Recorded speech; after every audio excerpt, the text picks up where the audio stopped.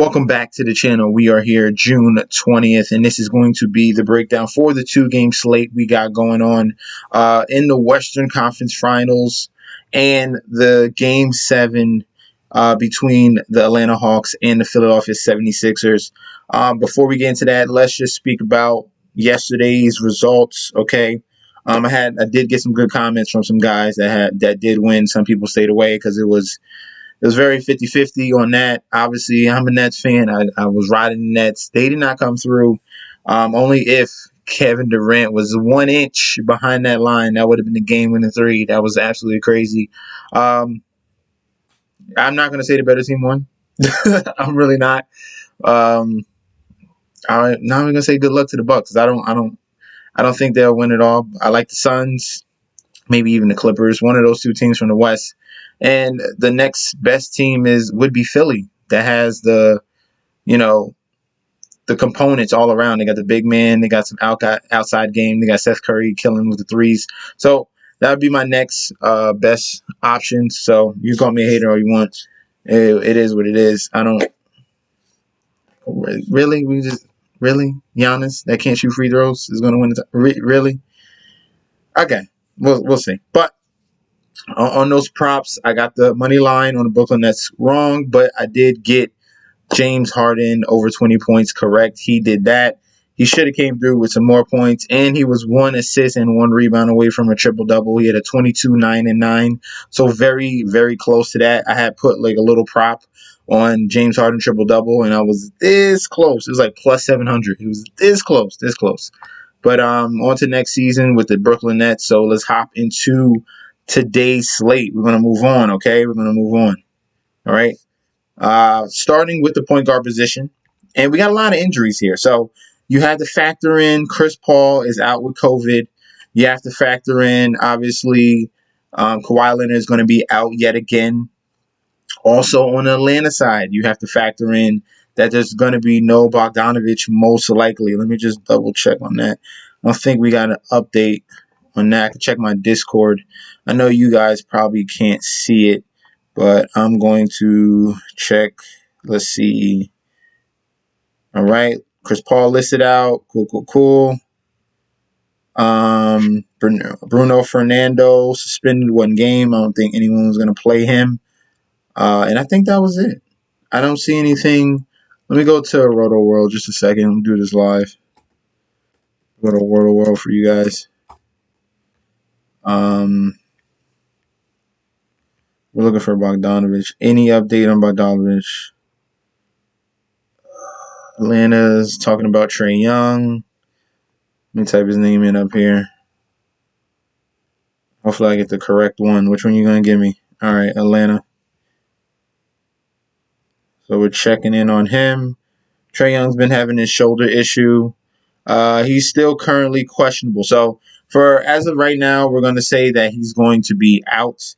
If you get further word on that, then we will adjust for the Atlanta minutes and production. Just comment that comment section below. You guys usually update me on that as well, so I appreciate that. And then we just go off. What's the next play? What do we pivot off towards? So we're going to start off with the point guard position. There's a lot of guys, a lot of guards. There's no set guy for each, position because it's chaos right now. It really is chaos. So Philadelphia 76ers, Tyrese Maxiell has been getting some minutes as of late. Just looking for a spark off the bench. They went with Shake Milton in the first couple games of the series, and game 5 as well. He stepped up. But what happened in the previous game, Tyrese Maxiell came in because Ben Simmons and Tobias Harris had foul trouble. But Maxiell came in, provided a boost, knocked down some threes. Well, 1 3. Was very aggressive going to the hole and was able to put the ball in the basket. They like what he's seen out of them. So you could see more minutes for Tyrese Maxiell. Okay, if you need it, this is not speculative, but you could see minutes for him. There's other guarantees at that point guard position because of the COVID and some injuries on the other teams that are in this slate. But Tyrese Maxiell is someone to look forward to at 3,700. He's a guy you can plug in, okay, and get some salary saving.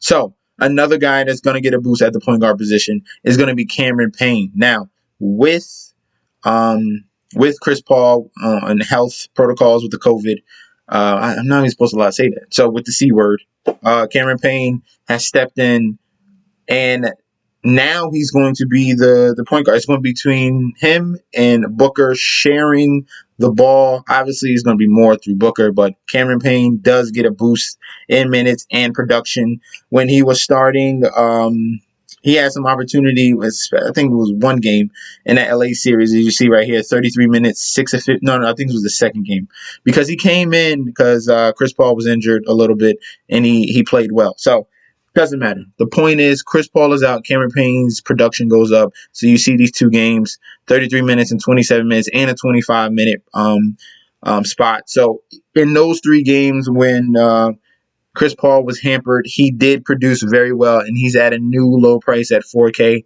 I think, not saying he's going to be lower owned, but a lot of people are going to look towards Tyrese Maxiell. A lot of people are going to look towards Terrence Mann, and Cameron Payne can be the forgotten guy that can get really probably 3x, not 3x, probably like 8, 9x, hopefully 10x. That's getting real greedy, but we can see an uptick in 3-point shots, an uptick in points, uptick in assists as well, and steals. So 19, 7, 15 and 6, 13 and 4. That's what we want to look for. And he's definitely a shoe-in for 25 plus minutes, Cameron Payne. I really like him as a sneakier play, because a lot of eyeballs are going to look at Terrence Mann. A lot of eyeballs are going to look at Tyrese Maxiell as well. All right. Another guy to look at the shooting guard position is going to be Reggie Jackson. This is another. It's so many options in this slate to really go towards. So the key is finding the correct top guys, the correct expensive guys, and that's another question that you need to answer. So looking at Reggie Jackson, I think he is the more consistent, solidified guy. I think I'd rather have him than Terrence Mann. Terrence Mann was just one particular game when he went absolutely AWOL. It was not foreseen. No one could have guessed it, but it was definitely an option to play because he was so cheap and he was starting. So you saw he had 13 points in the game before. You did not think he was going to get 39. No one thought he was going to get 39. Okay? But Reggie Jackson is more consistent, getting 10 plus attempts each and every game. He had a boost in assists. Probably those passes went to Terrence Mann, and he scored 27 points. So when Paul George is falling behind, Reggie Jackson and Marcus Morris are the two guys that are stepping up, putting the ball in the basket they can create for themselves. And I'm very impressed of what they've done. Reggie Jackson at a new $6,100 price is fine with me because the uptake of usage is going to be there as well. I've spoken about Terrence Mann. I just wanted to show you what he did. He went absolutely bonkers. 7 3-pointers, 39 real points, 1 assist, and 2 rebounds. Got you a 50 burger. So that's like 13, 14x, 15x. That's absolutely insane what he did. So they boosted him up $1,700. A lot of people want to go back to that well. I think he does okay, but he does nowhere near what he did and to close out the Utah Jazz. Another guy we can look forward to is going to be Kevin Huerter. With Bogdanovich potentially out, we're going to go to Kevin Huerter. You can go to him or you can go to Danilo Gallinari. But Huerter is a guy that's going to have to step up. He's one of their 6 men, little redhead kid that can knock the ball down. He can shoot threes. He's more of a slasher scorer type. 17 and 11. He chips in on rebounds as well. He got 4 assists and 1 block, 1 steal in game 6. Now they're in game 7 in Philly. This could mean a lot of trouble for them because Philly is a very strong home team, and this is it. Embiid's going to have to really go all out. Hopefully Ben Simmons stays out of foul trouble, and Tobias Harris as well. But Kevin Huerter at 5,200 is someone to look forward to. They boosted him up $900 because they already seen the Bogdanovich injury, and he is one of the main candidates to go off. Plus, he had 43 DK in that game prior. All right, so I like him if Bogdanovich is out. All right, next, the power forward position, I got a lot of guys. So you got Batum, you got Marcus Morris, and you got Danilo Gallinari. All these guys right here, and even Jay Crowder. Jay Crowder is a consistent guy right here that's going to get you. He might be one of my faves. He might be one of my faves because he's definitely there shooting threes on the corner. If you like his prop to score at least two threes or more, definitely use him for that. Especially with no Chris Paul, he might get a uptick in shots as well because a lot of focus is going to be on Devin Booker. The other guys are going to have to step up. Jay Crowder, Mikal Bridges. So look at props for those guys. Definitely. Jay Crowder, Mikal Bridges. Look for props for those guys. But that power forward spot can really be filled in with all these guys. I love Batum. He provides so much in each and every category. A little bit less in scoring, but he's going to chip in with rebounds. He's going to chip in with assists, blocks, and steals. He was able to come through with 16 points in that game. Marcus Morris has been on fire from the three-point line. Had struggled in the last game, but that was because Terrence Mann was the primary dude to score. But that's fine. I think he goes back to his ways of the previous two games with 25 and 24. So I like Marcus Morris at 5,500. I spoke about Jay Crowder, and then Danilo Gallinari. He's going to be the guy coming off the bench with Herders boosted up to the starting lineup if Bogdanovich is out. And he's going to provide three-point shooting ability, a little mismatch down low because they like to put little guards on him or small forwards. He's usually bigger than them. Danilo Gallinari is very crafty and a very good shooter. Okay, I love him there as well. And then last but not least, the center position. Obviously, we're going to go with Embiid, but we're looking for under 7K, and that's going to be DeAndre Ayton. Now, DeAndre Ayton, this is a big, big X factor in this series. Ayton had to deal with Jokic in the series against the Denver Nuggets. So obviously he had a harder time getting rebounds because he had to go up with him, but he still provided double-doubles. Also, Jokic is a solid defender. Compared to what the Clippers are going to bring, they're going to bring small ball. DeAndre Ayton should have a absolute field day against the Clippers and with his big body.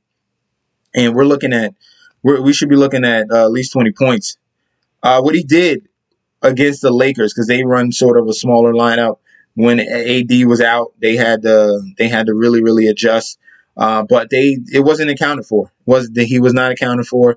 He was rattling off 20 and 10 games each and every game, as you can see, 21 and 16, 22 and 10, 22 and 11, 14, 17. That's the type of performances I'm looking for. We're looking for 40 bombs, okay? And I think DeAndre Ayton is going to have definitely have the opportunity at that. So I love his props as well if you want to focus in on him.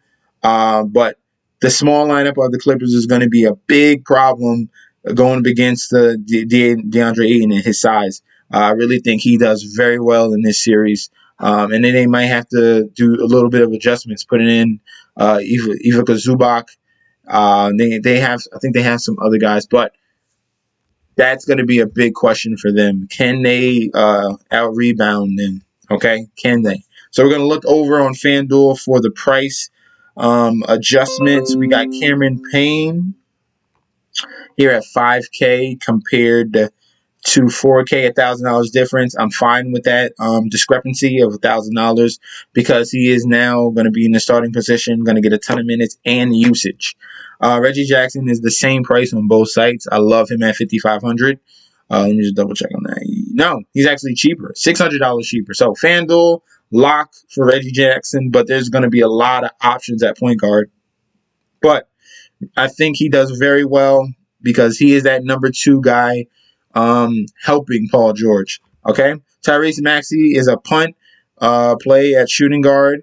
I liked his price at 3,700. I prefer him over Terrence Mann because I don't see him doing that type of production. Plus, the percentage owned is going to be way higher on Terrence Mann compared to Tyrese Maxiell. And then Tyrese Maxiell is probably going to allow you to pay up for Devin Booker. So you got to get creative there. Kevin Huerter, I have him here at 4,200. If you rather play Huerter over Maxiell, then fine by me. I think those two are above Terrence Mann with price and production as well. Next is going to be DeAndre Ayton at 7K. Obviously, that is the threshold. And he is 6,500 on DraftKings, so $500 difference. The matchup is too good. It's too good for him. I love him. I want to try to do, on DraftKings, I want to do double centers. I want to do Ayton and Embiid. on FanDuel, you have to choose one. It's going to be a tough decision, but it just depends on pricing, which one is better for you. Okay. Next, let's look over to FanDuel and check out the props. I have a ton of them. So I spoke to you about all the role guys like Mikal Bridges, Jay Crowder, and guys like that. But here's some other ones that you should look forward to. I like DeAndre Ayton, 14.5 points over. I think he gets at least 15 in this game. Just cleaning up the boards and other pick and roll options. I think DeAndre Ayton can put that ball in the basket with the mismatches that he will provide going against the Clippers. I love Devin Booker props. I love Devin Booker props. Okay, so I looked this up. This is StatMuse. You just looked up. I just typed in Devin Booker without Chris Paul in 2021. He averaged 36 points, 8 assists, and 5 rebounds. And hey, they got his assists at 5.5. I think he goes over that because he's going to be the primary ball handler between him and Cameron Payne. And I think Devin Booker gets an uptick in the 3-point shots. Okay, so I think he scores at minimum 3 plus three balls right there, and you get that at plus 128. So the over assist is going to be minus 144. Ayton to score more than 15.5 points is going to be plus 104. So all that together is plus 301. So that's very, very good price on each and all of these props. If you want some other ones, I told you about Jay Crowder. I told you about Mikal Bridges. Just look at these injuries and look at the guys that's going to step up in place, and you'll be able to find some decent props like I did right here for DeAndre Ayton and Devin Booker. All right, and that is going to be the core for today that we got. There's a lot of options, Maybe some key guys I want to key in on at the higher prices is going to be Devin Booker, definitely. Is going to be Embiid, definitely. Paul George is I'm not saying he's 100% definite, but I think Embiid and Booker are going to be more important in my lineup for today. All right. Thank you guys for tuning in. Don't forget to like, comment, and subscribe to the channel. Follow me on Instagram and Twitter at MessNSD, and I'll be back tomorrow with another video. Good luck, guys. Peace out.